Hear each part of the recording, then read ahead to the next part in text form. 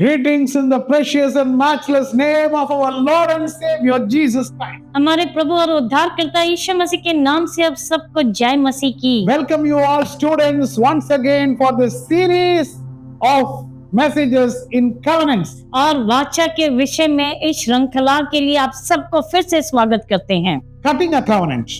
और वाचा बांधना, There are 10 steps. उसमें 10 कदम होते हैं। We have seen 9 steps so far. हम 9 कदम देख चुके हैं अब तक।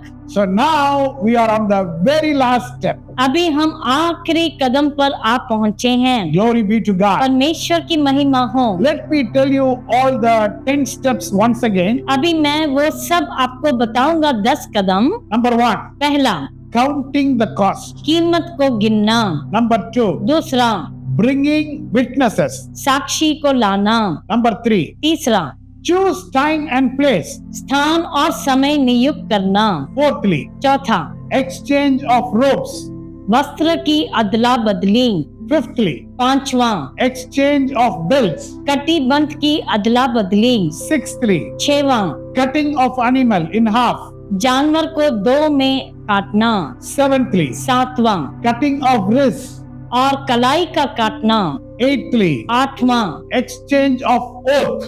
शपथ की अदला बदली। Ninth, नौवां, exchange of names. नाम की अदला बदली। And finally, the 10th step, और आखिरी 10वां कदम जो है, ceremonial meals. औपचारिक भोजन।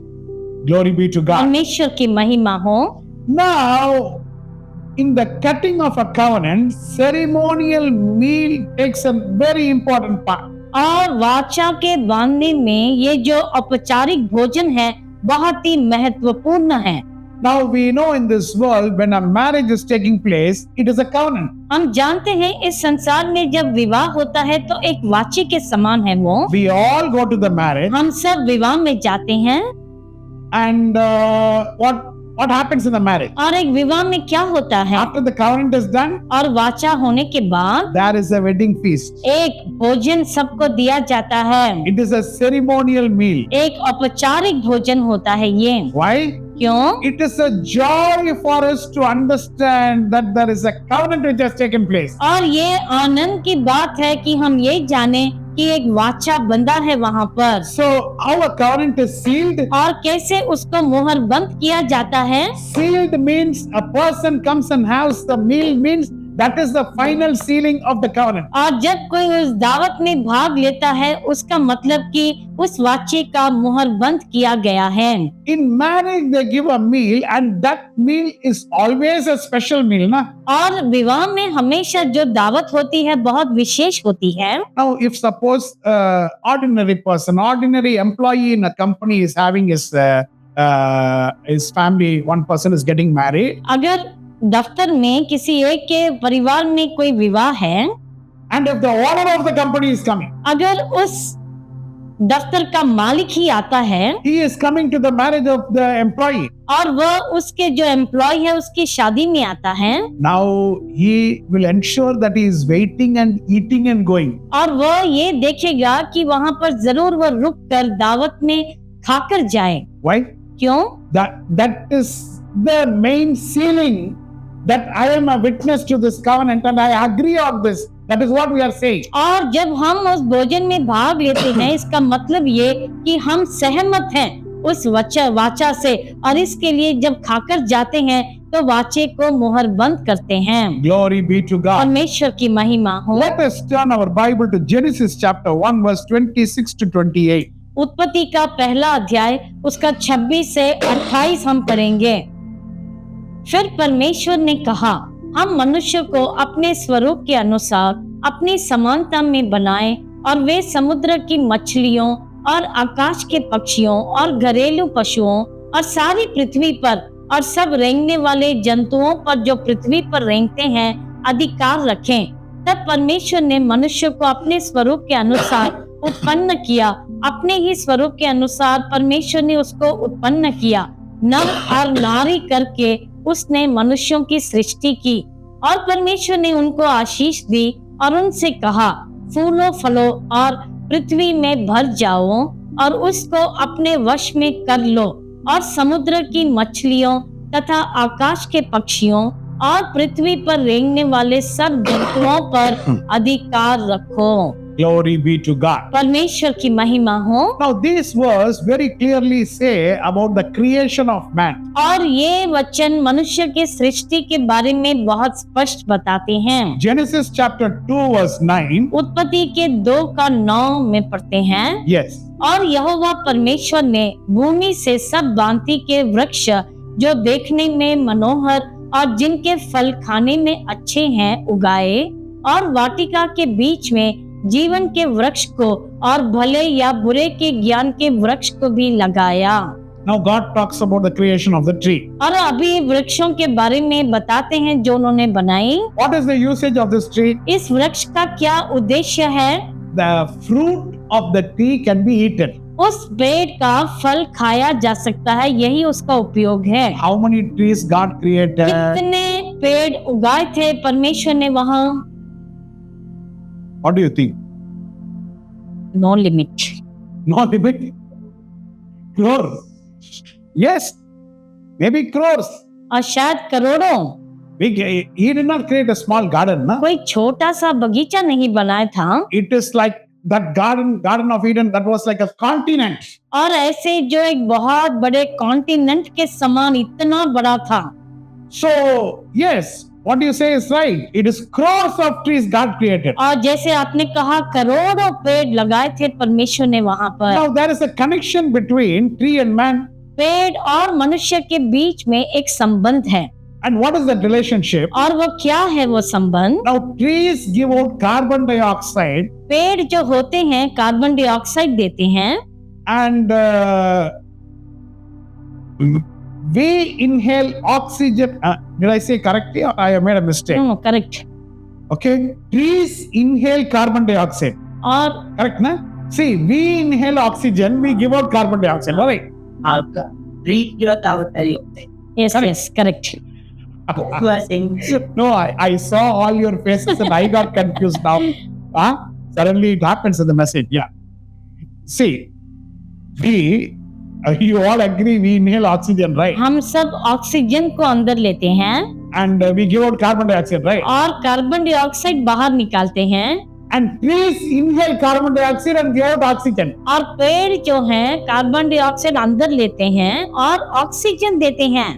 So now what the trees give out, we take. What we give out, trees take. हम जो बाहर निकालते हैं पेड़ उसे अंदर लेते हैं, जो पेड़ बाहर निकालते हैं हम उसे अंदर लेते हैं। So now you see there is a connection between us and trees. तो देखते हैं मनुष्य और पेड़ के बीच में कैसा एक संबंध है। Another one connection is now what comes from tree is fruit and what is in the womb is also our fruit. और जो पेड़ से आता है वह एक फल है और जो हमारी कोख से आता है वह भी एक फल कहलाता है। In the garden, when man ate from the tree which God put a restriction, now he has committed sin. लेकिन उस एदेन के वाटिका में जब मनुष्य ने उस पेड़ से फल खाया जिस पर प्रतिबंध डाला था परमेश्वर ने, तो वहां पर पाप कर दिया। So how to bring man out of this curse? तो कैसे मनुष्य को इस श्राप से बाहर निकालें? That's the reason Messiah died on the tree and rose up as the firstborn. इसीलिए मसीहा उस पेड़ पर उन्होंने अपना बलिदान दिया और पहलौठे के रूप में फिर से जागे। So that is the connection between man and trees. यही है मनुष्य और पेड़ों के बीच का जो संबंध। Glory be to God. परमेश्वर की महिमा हो। Now the tree, the fruit of the tree is what humanity consumes. और मनुष्य जाति जो है वो उस वृक्ष का फल खाती है। Glory be to God. परमेश्वर की महिमा Let हो। us turn our Bible to the Genesis chapter 2 verse 16. उत्पत्ति का 2:16 पढ़ेंगे। तब यहोवा परमेश्वर ने आदम को ये आज्ञा दी कि तो वाटिका के सब वृक्षों का फल बिना खटके खा सकता है। So what do you understand from this verse? तो इस वचन से आप क्या समझते हैं? You may eat all fruits including the tree of life.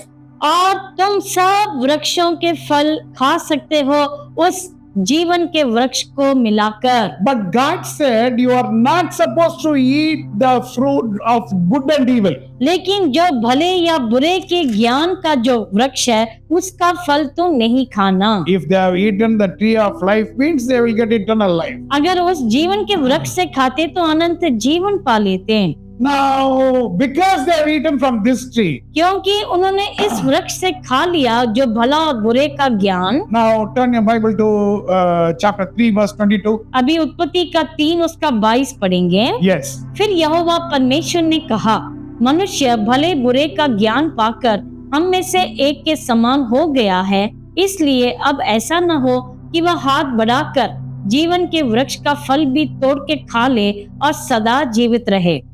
Glory be to God. परमेश्वर की महिमा हो। Now, God has to send them out of the garden. अभी उन्हें वाटिका से बाहर निकालना पड़ा। Why? क्यों? Because now they cannot eat from the tree of life. ताकि वो उस जीवन के वृक्ष का फल न खा लें। Because their sinful position will become their permanent position. क्योंकि जो उनकी पापी अवस्था है वह उनकी अनंत व्यवस्था बन जाएगी। Glory be to God. परमेश्वर की महिमा हो। So, eating, God said, you are supposed to eat from all the trees means, और जब परमेश्वर ने कहा कि सब वृक्ष के फल तुम खा सकते हो, when we are eating what God has told us to eat, allowed us to eat, means that is communion. You are eating with God. और जब हम वो खाते हैं जिसकी अनुमति परमेश्वर ने दी है, इसका मतलब हम परमेश्वर की संगति में हम खाते हैं। But if you are eating what God told not to eat means, लेकिन अगर आप उस चीज को खाते हैं जिस पर रोक डाली है परमेश्वर ने, that means you are eating with Satan. इसका मतलब तुम शैतान के साथ खाते हो। You agree? क्या आप मानते हैं? See, when God told not to eat, जब परमेश्वर ने कहा कि नहीं खाना and you are going and eating that, आप जाकर उसे खाते हैं, do you agree we are eating with Satan? क्या आप मानते हैं कि हम शैतान के साथ खाते हैं? So if you are eating with Satan means you are in covenant with Satan. अगर आप शैतान के साथ खाते हैं इसका मतलब तुम शैतान के साथ एक वाचे में बंधे हो। When Adam and Eve were eating from the tree which God restricted them to eat means they had a covenant with Satan. आज जब आदम और हवा उस वृक्ष से खा रहे थे जिस पर परमेश्वर ने प्रतिबंध डाला था, इसका मतलब उनका शैतान के साथ एक वाचा बंधा So था। now you see this food becomes the problem everywhere. अभी आप देखिए ये भोजन जो है समस्या बन जाता है। If you go and eat in a place where God has not allowed you to eat means you are actually agreeing to the terms and conditions what that person is doing. अगर आप ऐसे स्थान पर जाकर खाते हैं जिस पर परमेश्वर ने मना किया है, इसका मतलब तुम वहां के स्थान के शर्तों को तुम मान रहे हो।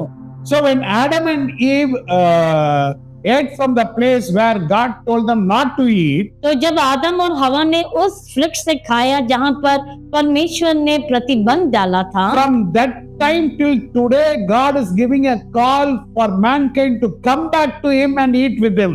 तब से परमेश्वर मनुष्य को निरंतर बुलाहट देते हैं कि आकर मेरे संग खाओ। So see, in our culture also, in some places they follow this. You just think whether you know the system. और कई संस्कृति में ऐसा पालन करते हैं, आप देखिए कि आप इसे जानते हैं। If they go to a particular family to finalize a covenant means they will not wet their hands to eat till they finalize the covenant. और अगर किसी के परिवार में जाते हैं वाचा बांधने के लिए, तो जब तक बात करके उसमें नहीं वो बांधते हैं तब तक अपना हाथ भी गीला नहीं करते खाने के लिए। So the covenant meal we need to have with our Lord only. तो हमारे औपचारिक भोजन हमें अपने प्रभु के संग ही खाना है। Glory be to God. परमेश्वर की महिमा हो। Now secondly, we are going to see about a covenant meal which has been had with Laban and Jacob. तो अभी हम देखेंगे लाबान और याकूब में जो ये औपचारिक भोजन किया जाता है। Genesis chapter 31 verse 54. उत्पत्ति का 31 उसका 54 वचन हम पढ़ेंगे। Yes. और याकूब ने उस पहाड़ पर मेमबलि चढ़ाया और अपने भाई बंधुओं को भोजन करने के लिए बुलाया। सो उन्होंने भोजन करके पहाड़ पर रात बिताई। Now Laban and Jacob are entering into a covenant. Laban और याकूब एक वाचे में बनते हैं। Now I explained to you in yesterday's message about how they are swearing, how they are taking oath. I told you. मैंने आपको बताया था कि किस प्रकार वो शपथ की अदला बदली करते हैं। People who are just viewing this message, go and see the previous part and then come and see this message. और जो आज ही इसमें जुड़े हैं, आप कृपया करके पुराने वो सब भाग को जाकर देखें, तभी आप समझ पाएंगे। Jacob is swearing on the Isaac's fear of God. इसहाक के परमेश्वर के भय की कसम खाता है याकूब, They are exchanging the vows. और वह अपनी शपथ की अदला बदली करते हैं। Then they are eating a meal. और फिर वह औपचारिक भोजन खाते हैं। What is eating a meal? और भोजन करने का मतलब क्या है? The covenant is being signed. वाचे पर हस्ताक्षर होते हैं, Then it has been sealed. फिर उसे सील किया जाता है, And finally it has been declared. और फिर उसका घोषित किया गया है उसे। I agree on the terms and conditions. That is the meaning. और उसका मतलब है कि मैं इन शर्तों से मैं सहमत हूँ। My dear children of God, मेरे प्रिय परमेश्वर की संतान, do you understand how important it is the meal which is given in the covenant? क्या आप समझ रहे हैं कि जो वाचे में जो भोजन इसका भाग है कितना महत्वपूर्ण है? Glory be to God. परमेश्वर की महिमा हो। Thirdly, तीसरा, we are going to see about the meal with Melchizedek. हम मेल्कीजेदेक के साथ जो भोजन है उसके बारे में देखेंगे। Let us turn our Bible to Genesis chapter 14 verse 18 and 19. उत्पत्ति की पुस्तक 14 अध्याय उसका 18 और 19 हम पढ़ेंगे।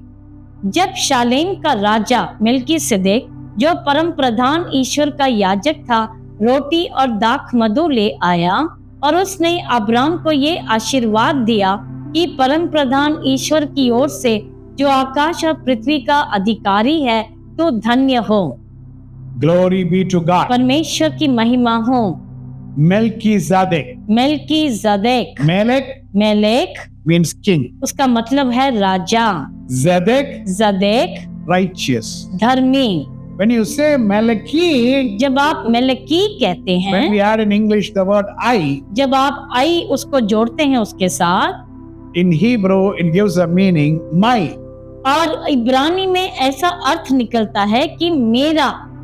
So Malachi, my king, मेलकी का मतलब है मेरा राजा, Melchizedek, which means my king is righteous. मेल्कीजेदेक का मतलब मेरा राजा धर्मी है। So now he is bringing bread and wine. अभी वो रोटी और दाख मधु लेकर आते हैं। What does bread and wine represent? और ये रोटी और दाख मधु किसका प्रतीक है? It represents the word of God and the spirit of God. वह परमेश्वर का वचन और परमेश्वर की आत्मा का प्रतीक है। The king of Salem means the king of peace. Salem का राजा का मतलब है शांति का राजा, Shalom. Shalom, Peace. शांति।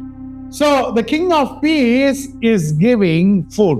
और जो शांति का राजा है वह भोजन देता है। So our covenant should be sealed with the word of God and the spirit of God. हमारे वाचे पर परमेश्वर के वचन और परमेश्वर की आत्मा की छाप होनी चाहिए। Glory be to God. परमेश्वर की महिमा हो। So in Bible, in many places we are seeing about the importance of the covenant meal which we have. और बाइबल में कई स्थान पर हम देखते हैं कितना महत्वपूर्ण है वह भोजन जो वाचे के समय लिया जाता है। Glory be to God. परमेश्वर की महिमा हो। Now let us turn our Bible to the book of Exodus. Fourthly, the book of Exodus chapter 24 verse 1 to 11. और चौथा हम देखेंगे निर्गमन की पुस्तक 24 अध्याय उसका 1 से 11। Yeah. Can you- फिर उसने मूसा से कहा, तू हारून, नादाब, अबीहू और इस्राएलियों के 70 पुरनियों समेत यहोवा के पास ऊपर आकर दूर से दंडवत करना। और केवल मूसा यहोवा के समीप आए, परंतु वे समीप न आए और दूसरे लोग उसके संग ऊपर न आए। तब मूसा ने लोगों के पास जाकर यहोवा की सब बातें और सब नियम सुना दिए।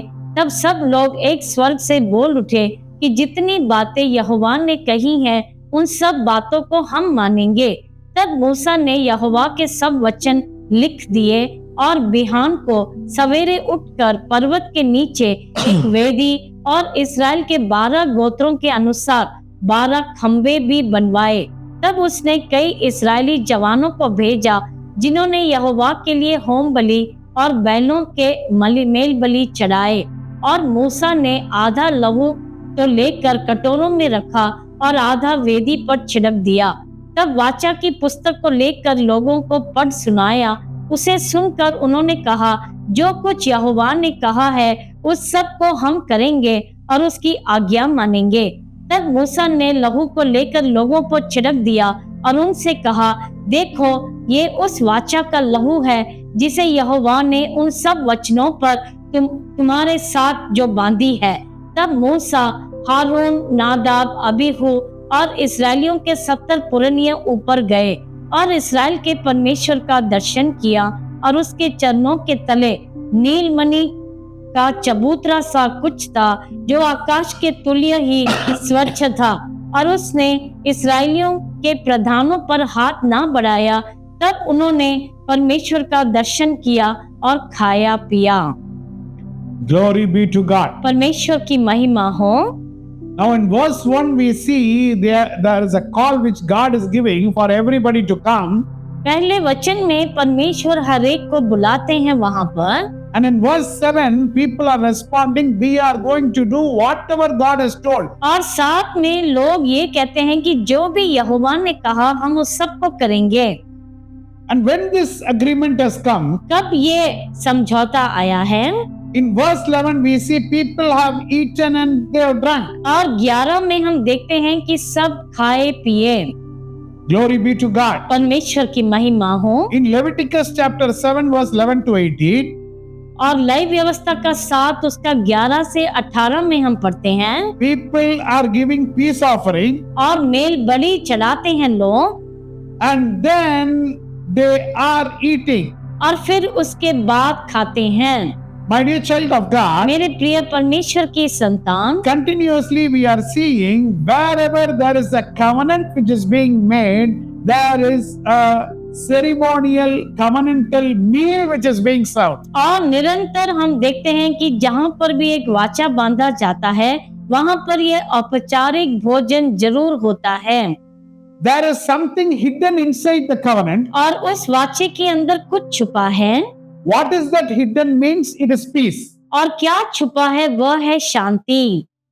My dear child of God, मेरे प्रिय परमेश्वर की संतान, in the families of people who have entered into the covenant of Lord, there is some sort of peace which will be there in the family. और जिन परिवारों ने वाचा बांधा है परमेश्वर के संग, उनके परिवार में आप शांति को महसूस कर पाएंगे। There is no partiality. उसमें कोई पक्षपात नहीं, There is no hatred. कोई घृणा नहीं, There is no enmity. और कोई शत्रुता नहीं, There is no jealousy. ईर्ष्या नहीं, There is no differences. और कोई मतभेद नहीं, There is no competition, कोई प्रतिस्पर्धा नहीं, because they are connected in the covenant. क्योंकि वे वाचे में बंधे हैं। My dear child of God, मेरे प्रिय परमेश्वर की संतान, in the covenant, वाचे में there is something hidden, कुछ छुपा है, that is peace. वह है शांति। That peace which surpasseth all understanding, God is giving us. वह शांति जो सब समझ के अपार है, परमेश्वर हमें देते हैं। Glory be to God. परमेश्वर की महिमा हो। In John chapter 6, we see about the Lord's table. और योना के 6 में हम प्रभु भोज के बारे में देखते हैं। The Lord's table means literally you won't see them eating and drinking, और आप उसे सही ऐसा सीधा नहीं देख सकते कि वो खाते पीते हैं, but the teaching about the Lord's table he is giving there. लेकिन वहाँ पर प्रभु उन्हें शिक्षा देते हैं उसके विषय में। What is God saying? परमेश्वर क्या कहते हैं? I am the bread of life. मैं जीवन की रोटी हूँ। My flesh is the real food. My blood is the real drink. मेरा मांस वास्तव में खाने की वस्तु है और मेरा लहू वास्तव में पीने की वस्तु है। Now he is teaching in a synagogue in Capernaum. कफरनाउम में एक आराधनालय में सिखाते हैं। Now he is speaking about the food which we need to have in this covenant relationship. इस वाचे के रिश्ते में हमें क्या भोजन लेना है उसके बारे में कहते हैं। He died on the cross in Calvary. Kalvari पर क्रूस पर वह बलिदान हुए। He rose up on the third day. तीसरे दिन वह फिर से पुनरुत्थान हुआ। And for those who want eternal life, he says, you have to eat my body and drink from my cup. और वह कहते हैं जिनको भी अनंत जीवन चाहिए आपको मेरे देह से और मेरे लहू को लेना है। That we call the Lord's table. उसे हम प्रभु भोज कहते हैं। My dear child of God, मेरे प्रिय परमेश्वर की संतान, the table, the Hebrew word for table is shulhan. और मेज के लिए इब्रानी शब्द है शुल्हान। Shul, it is gathering. और शुल का मतलब है संगति या सभा। Han means grace. हान का मतलब है अनुग्रह, It is a gathering of grace. और ये एक अनुग्रह की संगति है। Everybody with peace, they have come and they have sat down मेल के साथ सब लोग इकट्ठे होकर बैठे हैं and they're eating together. और एक साथ खाते हैं। Now let us turn our Bible to Matthew chapter 26. मत्ती की पुस्तक उसका 26 अध्याय लेंगे। 26 verse 26 to 28. वहाँ पर 26 से 28वां वचन हम पढ़ेंगे। Yes. उसने उससे कहा, तू कह चुका। जब वे खा रहे थे तो यीशु ने रोटी ली और आशीष मांगकर तोड़ी और चेलों को देकर कहा, लो खाओ, ये मेरी देह है। फिर उसने कटोरा लेकर धन्यवाद किया और उन्हें देकर कहा, तुम सब इसमें से पियो, क्योंकि ये वाचा का मेरा वह लहू है जो बहुतों के लिए पापों की क्षमा के निमित्त बहाया जाता है। Glory be to God. परमेश्वर की महिमा हो। Now our Lord is serving bread and wine. अभी हमारे प्रभु रोटी और दाखमधु देते हैं। The bread is given for the healing of the body, और ये रोटी शरीर की चंगाई के लिए दी जाती है। and the blood is for the cleansing of the sins. और वह लहू है उस पापों के शुद्धिकरण के लिए। Today, when a person has to partake in the communion, आज जब किसी को प्रभु भोज में भाग लेना होता है, in some churches, some politics enter. और कुछ कलीसियाओं में राजनीति अंदर आ जाती है। So they say, this person should not take, this person should not take. वह कहते हैं ये प्रभु भोज नहीं ले सकता, वो प्रभु भोज नहीं ले सकता। Some people keep a meeting one day before and they call it the cleansing meeting or something. So only if you come for yesterday's prayer, you can come and partake in the communion. और एक दिन पहले वह शुद्धिकरण की meeting रखते हैं और ये शर्त रखते हैं कि अगर तुम उसमें भाग लोगे तभी अगले दिन तुम प्रभु भोज में भाग ले सकते हो। Some other people say, you are not wearing white dress, so I will not give. कुछ लोग ऐसा कहते हैं तुमने सफेद वस्त्र नहीं पहने इसलिए प्रभु भोज में नहीं भाग ले सकते। One thing we have to understand very, very clearly. एक बात हमें बहुत ही स्पष्ट समझनी है, It is not my table. ये मेरा मेज नहीं, It is not your table. ये तुम्हारा मेज नहीं, It is the Lord's table. ये प्रभु का मेज है। So who is the decision maker? तो कौन है निर्णय लेने वाला? He is the decision maker. वह ही निर्णय ले सकते हैं। So who is qualified to come and say? तो कौन है योग्य आकर बैठने के लिए? Before 2 messages also I told you. और 2 प्रचार पहले भी मैंने ये बताया आपको। The point is, if you understand you are a sinner, अगर आप इस बात को समझ जाएं कि आप एक पापी हैं, and you understand that the body and blood of Jesus Christ is going to save me, और आप ये समझ जाएं कि परमेश्वर का देह और लहू मुझे बचाएगा, then you are the person who should partake in the communion. तो आप वो मनुष्य हैं जो प्रभु भोज में भाग ले सकते हैं। There cannot be a person who is totally without sin and he comes and partake for what? और ऐसा नहीं कि ऐसा कोई मनुष्य है जो बिल्कुल पाप रहित है और वह ही आकर इसमें भाग ले सकता है। How a person is coming, person is living without sin? कैसे एक मनुष्य बिना पाप के जीता है? My dear child of God, मेरे प्रिय परमेश्वर की संतान, by partaking in this communion, इस प्रभु भोज में भाग लेकर I am becoming holy. मैं पवित्र बनता हूँ। Did you understand? क्या आप समझ पाए? Okay. Because this topic I have spoken many times, again and again same confusion is coming. कई बार मैं इस पर बात कर चुका हूँ, लेकिन बार बार ब्रह्म आता है इस बात में। Our understanding is very clear. I am a sinner. और हमारी समझ बहुत स्पष्ट है, मैं एक पापी हूँ। By partaking in the communion, I am becoming holy. प्रभु भोज में भाग लेने से मैं पवित्र बनता हूँ। Glory be to God. परमेश्वर की महिमा हो। So what is my work? तो मेरा काम क्या है? The bread and wine is there. रोटी और दाखमधु वहाँ पर है, I accept it. मैं उसे ग्रहण करता हूँ। That is the body of Christ and the blood of Christ. मसीह का देह है और मसीह का लहू है।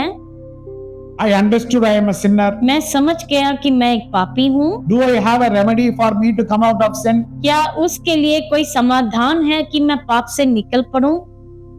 I don't have any other option. मेरे पास तो कोई और चारा नहीं। What about you? आपके विषय में क्या? Anybody has a way that you can come out of sin apart from the body and blood of Jesus? और यीशु मसीह के देह और लहू के अलावा क्या कोई और मार्ग है जिससे आप पाप से बाहर आ सकते है हैं? क्या? नहीं, और कुछ रास्ता? No way. कोई रास्ता नहीं। Then accept. फिर आप स्वीकार कीजिए, Accept. By the body and blood of Jesus, I become holy. स्वीकार कीजिए कि उनके देह और लहू से मैं पवित्र बनता हूँ। The man who should have eaten the fruit of life and got the eternal life, और जिस मनुष्य को वो जीवन के वृक्ष से खाना चाहिए था और अनंत जीवन पा लेता, वो he ate from the tree of good and bad and finally he lost the eternal life. और भला और बुरे के ज्ञान के वृक्ष से खाकर उसने अनंत जीवन खो दिया। What is the way to get back? और वापस कैसे उसे प्राप्त करें? Come to the table of the Lord. प्रभु के भोज में उनके मेज पर आइए। Partake in the table of the Lord. उस प्रभु भोज में भाग लीजिए। And that means you are partaking in the death, burial and resurrection of our Lord. इसका मतलब आप प्रभु के मृत्यु, उनके गाड़े जाने और पुनरुत्थान में आप भाग लेते हैं।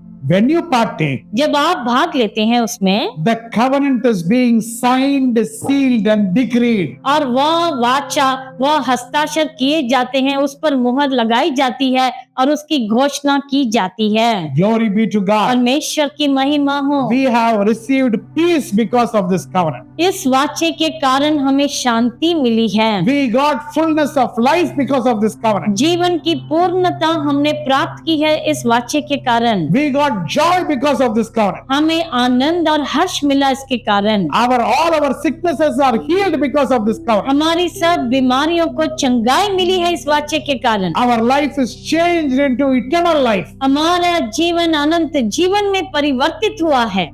Glory be to God. परमेश्वर की महिमा हो।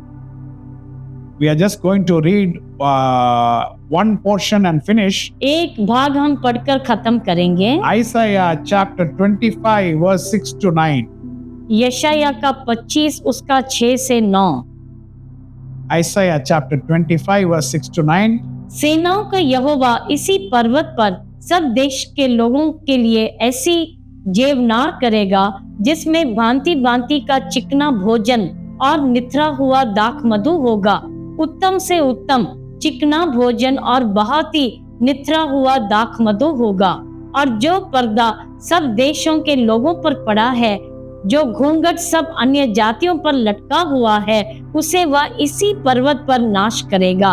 वह मृत्यु को सदा के लिए नाश करेगा और प्रभु यहोवा सबों के मुख पर से आंस को पोंछ डालेगा और अपनी प्रजा की नाम धराई सारी पृथ्वी पर से दूर करेगा, क्योंकि यहोवा ने ऐसा कहा है। और उस समय ये कहा जाएगा, देखो हमारा परमेश्वर यही है, हम इसी की बाट जोते आए हैं कि वह हमारा उद्धार करे। यहोवा यही है, हम उसकी बाट जोते आए हैं, हम उससे उद्धार पाकर मगन और आनंदित होंगे। Glory be to God. परमेश्वर की महिमा हो। See, this covenant has been prophetically told by prophet Isaiah. देखो यशाया नबी ने इस वाचे को भविष्यवाणी के रूप में कहा है। The Lord Almighty will prepare a feast of rich food for all peoples, a banquet of aged wine, the best of meats and the finest of wines. हम पढ़ते हैं कि वह चिकना भोजन, निथरा हुआ दाख मधु, उत्तम से उत्तम भोजन और निथरा हुआ दाख मधु वो तैयार करेंगे। The death which wanted to swallow us, और जो मृत्यु हमें निगलना चाहती थी, that is already being swallowed by the Lord. वह परमेश्वर ने निगल लिया है। All our tears have been wiped by the Lord. हमारे सब आंसुओं को पोंछ डाला है प्रभु ने। So now what we have to say? अभी हमें क्या कहना है? He is Lord. He is Lord. He has risen from the dead and He is Lord. Every knee shall bow, every tongue confess that Jesus Christ is Lord. You know this song in Hindi? वो प्रभु है, वो प्रभु है, मुर्दों से जी उतरीशु प्रभु है, हरे घुटना टेकेगा, हर ज़बान बोलेगी कि यीशु Christ प्रभु है। He is Lord. He has swallowed death. और वह प्रभु है, उन्होंने मृत्यु को निगल लिया है। He has prepared a grand feast for me. और इतना विशेष भोजन मेरे लिए तैयार किया है।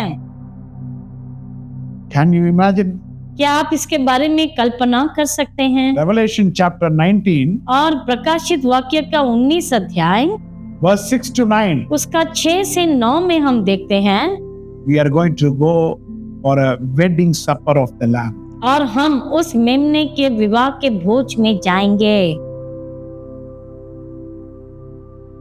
It is going to be the best wedding. सबसे उत्तम वह ब्याह होगा। Many weddings are conducted. बहुत से विवाह होते हैं। Some weddings which people take pride and say, I went to this wedding, I was part of this wedding. कुछ विवाह में शामिल होकर लोग उस पर घमंड करते हैं कि मैं इस विवाह में गया था। And this wedding they conducted in a 5-star hotel. और ये विवाह एक 5-स्टार होटल में हुआ था। And they say, you know how many varieties of food was kept? और ये कहते जानते हैं कि कितने वैरायटी के भोजन के पदार्थ वहाँ पर थे। 100 varieties was there. 100 से ज्यादा थे। Many ice creams was there. इतने आइसक्रीम थे।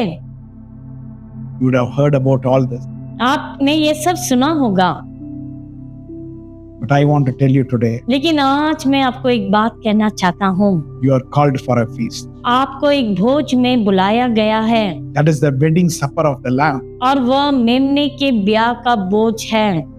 You would have never seen a wedding like that. तुमने कभी ऐसा विवाह नहीं देखा होगा। Just this portion we will read and finish. सिर्फ इस भाग को हम पढ़कर खत्म करेंगे। Revelation chapter 19 verse 6 to 9. प्रकाशित वाक्य का 19 उसका 6 से 9 पढ़ेंगे। Yes. फिर मैंने बड़ी भीड़ का सा और बहुत जल का सा शब्द और गर्जनों का सा बड़ा शब्द सुना कि हालेलुया, इसलिए कि प्रभु हमारा परमेश्वर सर्वशक्तिमान राज्य करता है। आओ हम आनंदित और मगन हो और उसकी स्तुति करें, क्योंकि मेमने का ब्याह आ पहुंचा और उसकी पत्नी ने अपने आप को तैयार कर लिया है और उसको शुद्ध और चमकदार महीन मलमल पहनने का अधिकार दिया गया, क्योंकि उस महीन मलमल का अर्थ पवित्र लोगों के धर्म के काम है। और उसने मुझसे कहा, ये लिख कि धन्य वे हैं जो मेमने के ब्याह में भोज में बुलाए गए हैं। फिर उसने मुझसे कहा, ये वचन परमेश्वर के सत्य वचन हैं। These are the true words of God. ये वचन परमेश्वर के सत्य वचन हैं। My covenant with God I have entered. मैंने परमेश्वर के साथ एक वाचा बांधा है And I will be a part of that wedding. और मैं उस विवाह का एक हिस्सा बनूंगा। And I will have the wedding supper there. और वहां पर विवाह का भोज भी मैं उसमें शामिल होऊंगा। No food can be compared to that food. कोई भी खाने की तुलना उस खाने से नहीं की जा सकती। A sinless bread and sinless drink. पाप रहित रोटी और एक पाप रहित मदपान। You had in your lifetime, somebody has not given you invitation for the marriage. और कई बार ऐसा होता है कि कुछ विवाह के लिए आपको निमंत्रण नहीं दिया गया। You said, this friend knows me so much. He did not give the invitation at all. कैसे, ये तो मुझे इतने अच्छे से जानता है, मुझे निमंत्रण नहीं दिया। But do you know one thing? क्या आप एक बात जानते हैं? You have an invitation for the wedding supper of the Lamb. मेमने के विवाह के भोज के लिए आपको निमंत्रण पत्र दिया गया है। People would have forgotten you. शायद लोग तुम्हें भूल सकते हैं। For some people, we might not have been important. कुछ लोगों के लिए शायद हम मुख्य नहीं हैं। But understand one thing. लेकिन एक बात आप समझ लीजिए, Already the invitation has been given for the wedding supper of the Lamb. और उस मेमने के ब्याह के भोज के लिए पहले से निमंत्रण पत्र आपको दिया गया है। My dear child of God, मेरे प्रिय परमेश्वर की संतान, don't put our teaching into communion. और हमारी अपनी जो शिक्षा है उसे इस प्रभु भोज में ना डालें। It's the Lord's table. ये प्रभु का मेज है। We, through this, we are going to go and reach that wedding supper. और इसके द्वारा जाकर हम उस ब्याह के भोज में हम बैठेंगे। The covenant with the Lord is signed, sealed, and it has been established. और परमेश्वर के संग वो वाचा जो है उस पर हस्ताक्षर किए गए हैं, मुहर बंद किया गया है और पूरा हुआ। And now I give a call for all the people who have not entered into this covenant. और अभी मैं एक बुलाहट देता हूँ उन लोगों के लिए जो इस वाचे में अभी तक नहीं बंधे हैं। God is calling you परमेश्वर आपको बुलाते हैं through this covenant. इस वाचे के जरिए। You and me are going to enjoy eternal life. आप और हम उस अनंत जीवन का आनंद उठाएंगे। As this is the last session, I want to pray for you and finish. अभी ये आखिरी सेशन है इस श्रृंखला का, इसलिए मैं आपके लिए प्रार्थना करके खत्म करना चाहूंगा। Heavenly Father, स्वर्गीय पिता, thank you for the covenant. उस वाचे के लिए धन्यवाद प्रभु। Thank you for choosing us. हमें चुनने के लिए धन्यवाद प्रभु। Thank you for redeeming us. और हमें छुड़ाने के लिए धन्यवाद। You gave us dress. आपने हमें वस्त्र दिए, You gave us belt. आपने हमें उस कटिबंध को दिया, You died for us. आप हमारे लिए बलिदान हुए, You gave your name to us. अपना नाम आपने हमें दिया, And you are giving a covenantal meal to us. आप हमें औपचारिक भोजन भी दे रहे हैं। Thank you for entering into a covenant with us. हमसे वाचा बांधने के लिए आपका धन्यवाद करते From हैं। our side, we have failed many times, Lord. अपनी तरफ से हम कई बार विफल हुए हैं परमेश्वर।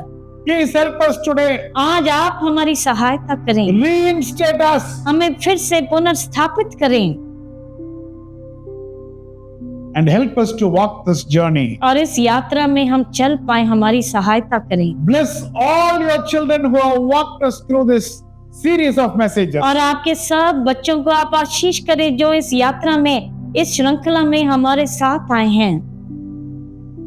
May your grace and peace continue to be with them. आपका अनुग्रह, आपकी शांति उनके साथ रहे। We give you the glory. आपको महिमा देते हैं। In Jesus' matchless name, we pray unto thee, Father. यीशु मसीह के नाम से मांगते हैं स्वर्गीय पिता। Amen. Amen, Amen. Amen. I will give you the priestly blessing now. अभी मैं याजकीय आशीष आपको दूंगा। Yavareka Adonai Beesmereka.